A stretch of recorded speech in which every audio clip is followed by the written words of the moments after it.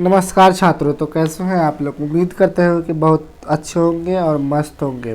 तो चलिए दोस्तों, आज फिर से मैं जीके जीएस के प्रीवियस ईयर प्रश्न लेकर आया हूं जो कि हर एक एग्ज़ाम में पूछे गए हैं, जैसे कि एसएससी, रेलवे, आरपीएफ में पूछे गए हैं। तो दोस्तों, ज़्यादा समय नहीं लेते हुए पहला ही प्रश्न लेकर आया है कि बंगाल में कर अस्थायी बंदोबस्त प्रणाली किसने लागू की थी? तो यह दोस्तों लॉर्ड कॉर्नवालिस ने लागू की थी। ठीक है।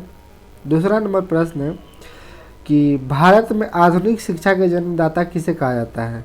तो यह इसे दोस्तों किसे कहा जाता है? तो चार्ल्स ग्रैंट को कहा जाता है। ठीक है। अगला प्रश्न है कि भारत में अंग्रेजी शिक्षा के सूत्रपात्र किसने किया था? शुरुआत कहिए, सूत्रपात्र किसने किया था? तो यह दोस्तों लॉर्ड मैकाले ने अंग्रेजी भाषा के शुरुआत की थी। ठीक है। चौथा नंबर प्रश्न है, अल्फ्रेड नोबेल ने डायनामाइट की खोज की थी, कब की थी?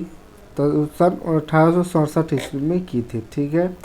अगला प्रश्न है कि नोबेल पुरस्कार किसके पुण्यतिथि पर उसकी याद में प्रदान किया जाता है? नोबेल पुरस्कार है जो किसके याद में दिया जाता है? तो यह दोस्तों अल्फ्रेड नोबेल के याद में दिए जाते हैं। ठीक है, जैसे कि ऑप्शन बी नंबर देख सकते हैं। अगला प्रश्न है, अर्थशास्त्र का नोबेल पहली बार किस वर्ष दिया गया था? तो दोस्तों यह 1969 ईस्वी में दिया गया था। ठीक है। सातवां नंबर प्रश्न की बात करते हैं। कह रहा है कि भारत में प्रथम राष्ट्रीय शिक्षा नीति की घोषणा कब की गई थी? तो दोस्तों यह 1968 ईस्वी में की गई थी। ठीक है। आठवां नंबर प्रश्न है कि सती प्रथा पर प्रतिबंध किसने लगाया था? तो यह दोस्तों विलियम बेंटिक ने सती प्रथा पर प्रतिबंध लगाया था। ठीक है। नौवां नंबर प्रश्न है दोस्तों कि बंगाल में द्वैध शासन की स्थापना किसने किया था? द्वैध शासन की स्थापना किसने किया था? तो यह दोस्तों रॉबर्ट क्लाइव ने की थी। ठीक है। 10वां नंबर प्रश्न है, अल्फ्रेड नोबेल किस देश के निवासी थे? तो यह दोस्तों स्वीडन के निवासी थे, जो कि ऑप्शन नंबर यहाँ बी में है। ठीक है, स्वीडन के रहने वाले थे।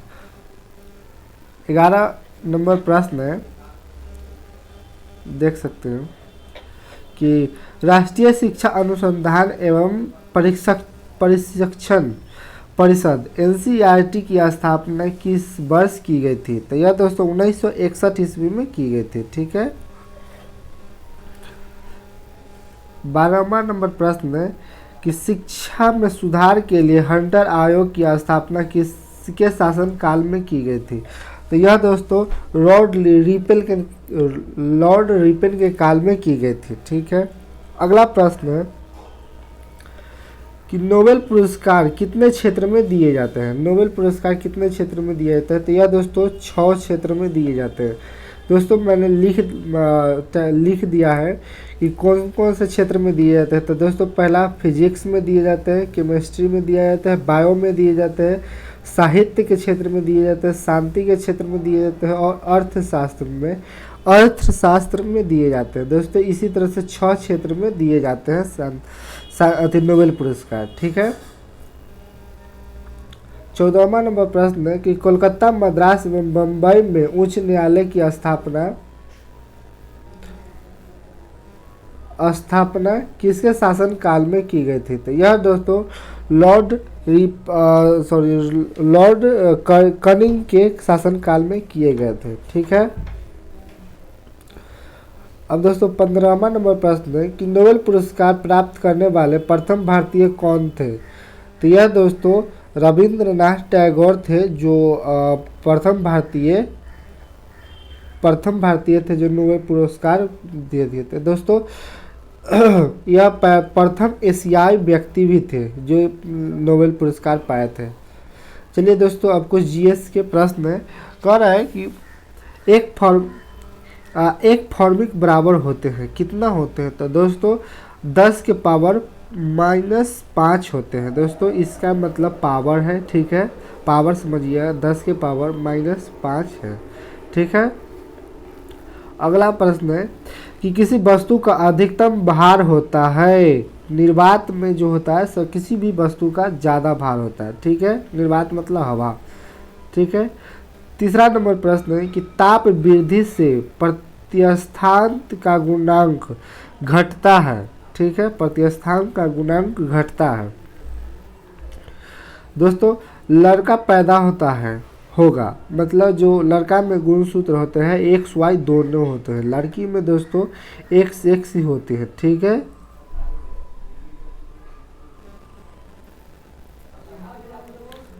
अगला प्रश्न है कि लार किसके पाचन में सहायक होते हैं। तो दोस्तों लार किसके पाचन में सहायक होते हैं, तो यह दोस्तों स्टार्च के पाचन में सहायक होते हैं, ठीक है।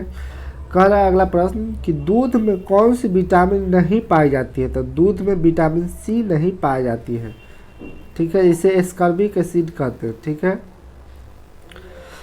सातवां नंबर प्रश्न है कि सर्पी घर्षण से लोटनी घर्षण बहुत कम होता है, ठीक है।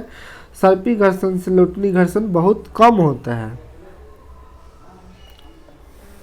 अगला प्रश्न है कि जब कोई वृत्ताकार रूप से नाच रही हो तो उसके द्वारा कार्य होता है शून्य होता है, ठीक है। जब वृत्ताकार पर नाच रहा है कोई तो उसका द्वारा शून्य होता है, ठीक है।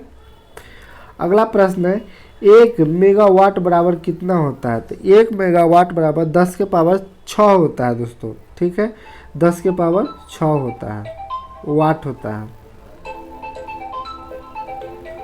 अगला प्रश्न है कि 1 किलोवाट बराबर कितना होता है। तो 1 किलोवाट बराबर दोस्तों 3.6 गुण 10 के पावर 6 जूल होते हैं, ठीक है। 3.6 गुण 10 के पावर 6 जूल होते हैं, ठीक है। दोस्तों उम्मीद करते हो कि वीडियो आपको बहुत ही अच्छा लगा होगा। अगर वीडियो अच्छा लगा है तो वीडियो को लाइक कर दीजिएगा, चैनल को सब्सक्राइब कर दीजिएगा और अपने दोस्तों के साथ शेयर कर दीजिएगा ताकि उनको भी हेल्प हो सके। दोस्तों मैं रोज़ाना यह पीपी सेट लेकर आता हूँ, प्रैक्टिस सेट लेकर आता हूँ। अगर आपने नहीं देखा पहले कुछ वीडियो जो कि 10 से 12 वीडियो डाल चुके हैं तो दोस्तों पीछे चैनल पे जाके देख सकते हैं आप लोग। तो तब तक के लिए दोस्तों बाय, थैंक यू, शुक्रिया।